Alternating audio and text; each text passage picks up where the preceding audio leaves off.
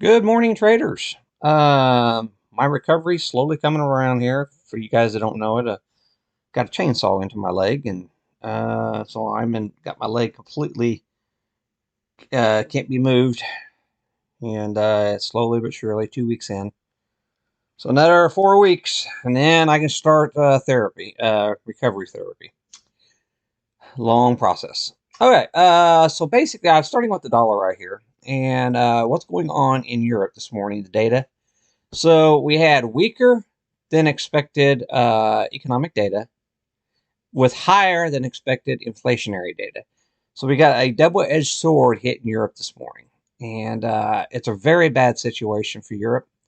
And one of the chief reasons for this, the data that's coming out of Europe, which Bloomberg, CNBC is not really talking about, is the extremely strong dollar that's been playing out.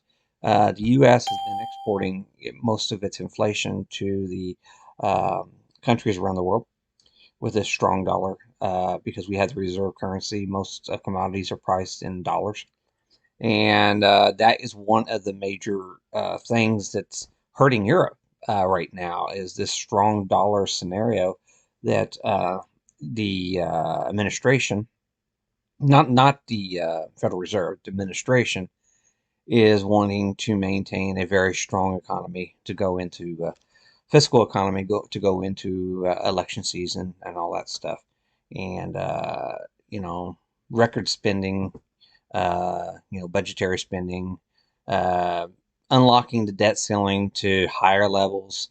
We're going into the negotiations on the debt ceiling. They're saying they got plenty of money for the Ukraine effort. 3 weeks later, they're asking Congress for more money. Just enough so they could get past the debt ceiling debate, so they can ask for more money. So that's the way our country's working. It's stupid. But at any rate, let's get away from the politics. So basically, what we got to see going forward here to help the ECB or help the world markets really, uh, we need to see changes in policy here in the United States that will, in turn, see a weaker dollar on the global stage, and that would mean bringing, technically, mean probably bringing a lot of inflation back into the United States. Currently, I do not see a will by the administration to allow that scenario to play out.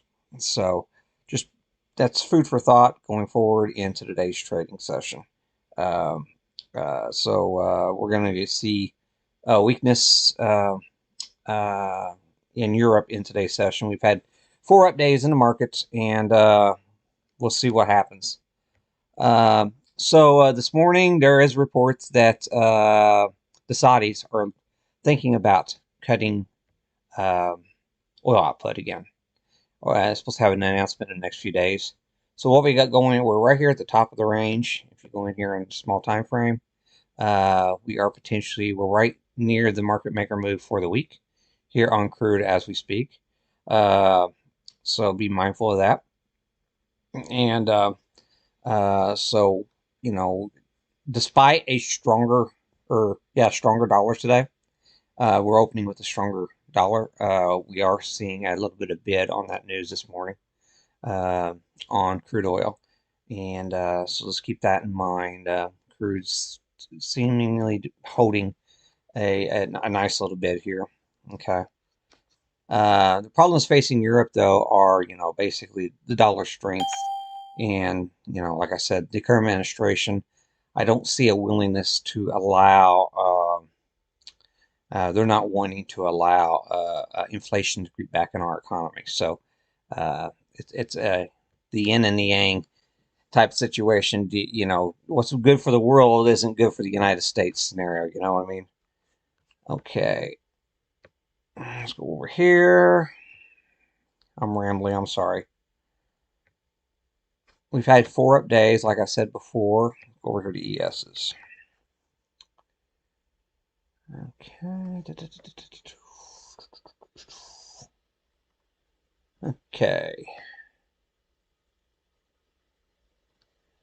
Wanted to move this over real quick. Give me a second here. Oops, hit the wrong button, I think. Yeah, there we go.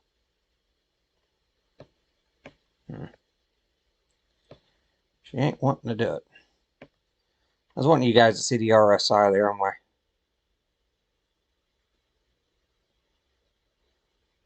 Yeah, come on, quit that.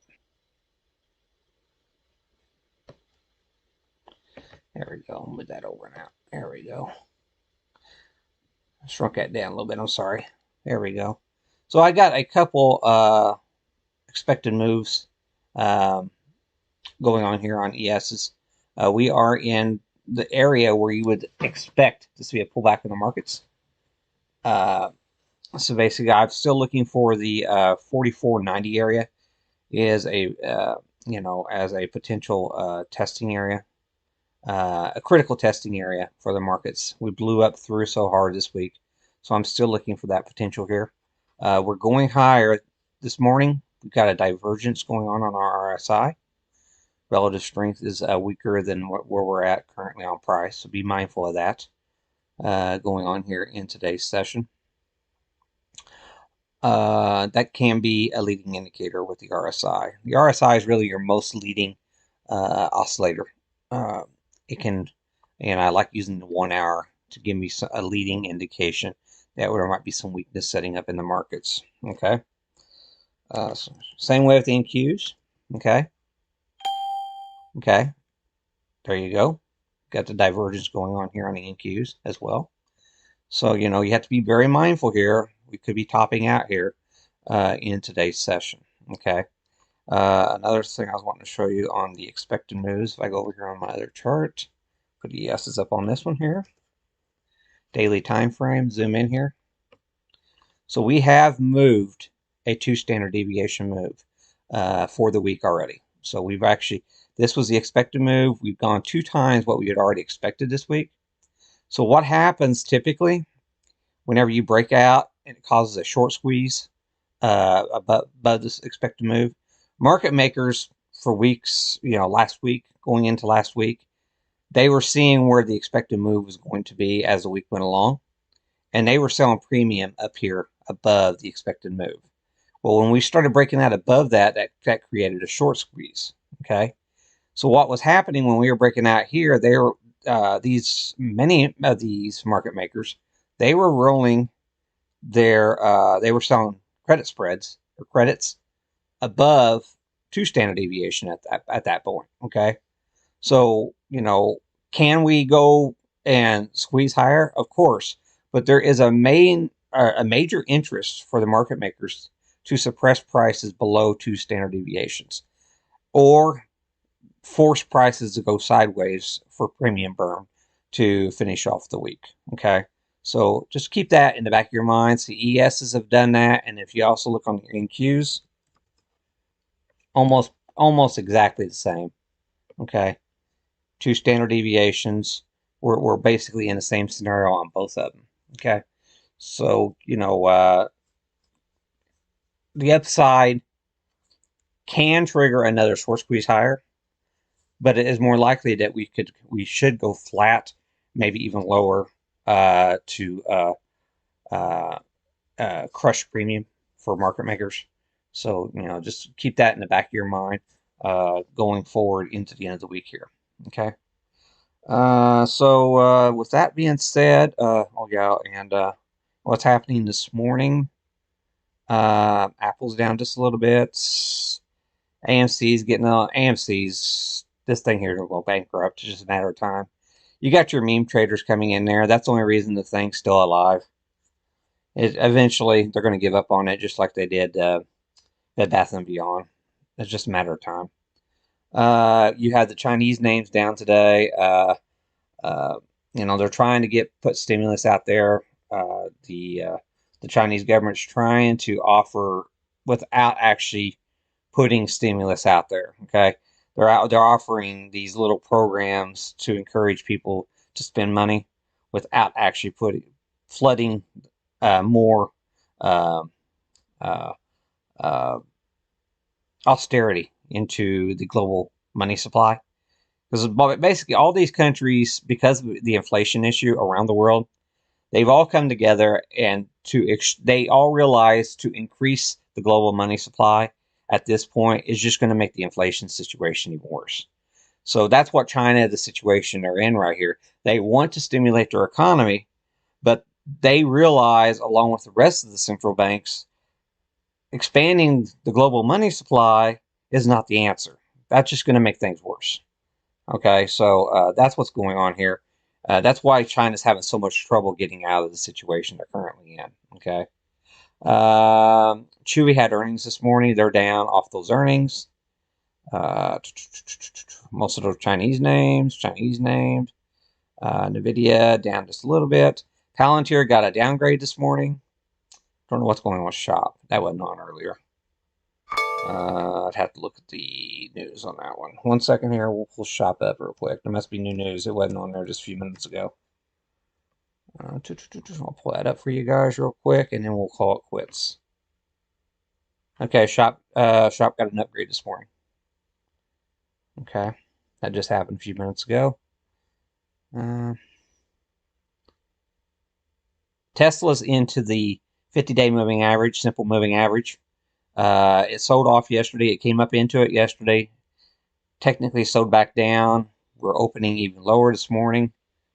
That opened lower than the close. Let's see, how much did it recover yesterday? Let's check that out real quick.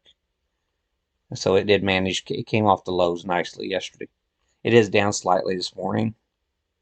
It's a very good place for it to build a bull flag for the bulls, or possible retrace for the bears. So just keep that in mind there on Tesla. And then we had the UBS. UBS came out with earnings. They did similar to the JP Morgan. Took that bank onto their books on their earnings season. Had this really great looking earnings call because they bring in all that extra revenue stream into their bank. Exact same thing happened to UBS today. They brought in all that additional revenue stream into their bank, and it really made things look a lot better than what they probably really are. And and then I really don't like what they're doing. They were talking about possibly spinning off Credit Suisse or keeping them inside. They decided to keep them inside, and that bothers me, knowing that you got that much more money concentrated in a bigger bank. Okay. It bothers me knowing that if there's mistakes done by management with these bigger banking entities, that it can snowball around the globe. I prefer the idea of a lot smaller banks, and then if something happens to one of the smaller banks, we can deal with it. But once you have a mega bank, then you have to have mega the bailouts, and the only thing you can really do at that point is shuffle around new management into the bank, technically charge penalties against the bank, but then you're going to have new management in there. It doesn't make much sense to charge penalties to a bank where the new management's not the ones responsible for the situation in the first place.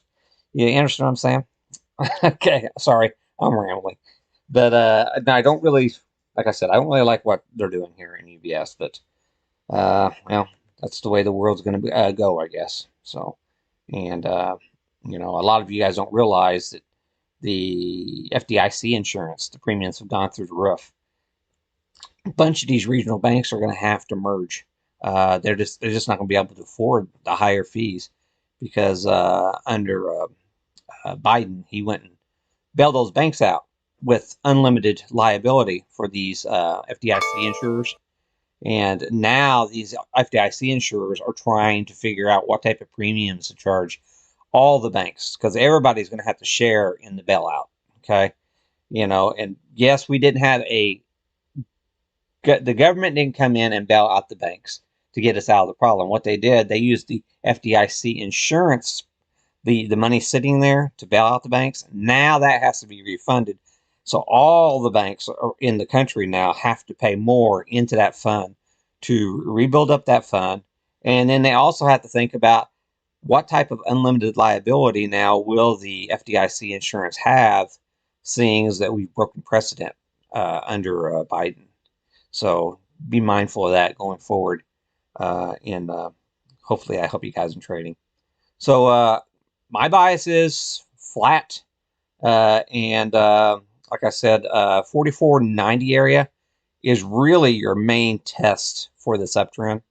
We could, we could very easily go back down to that area and see if we can find some buyers down there.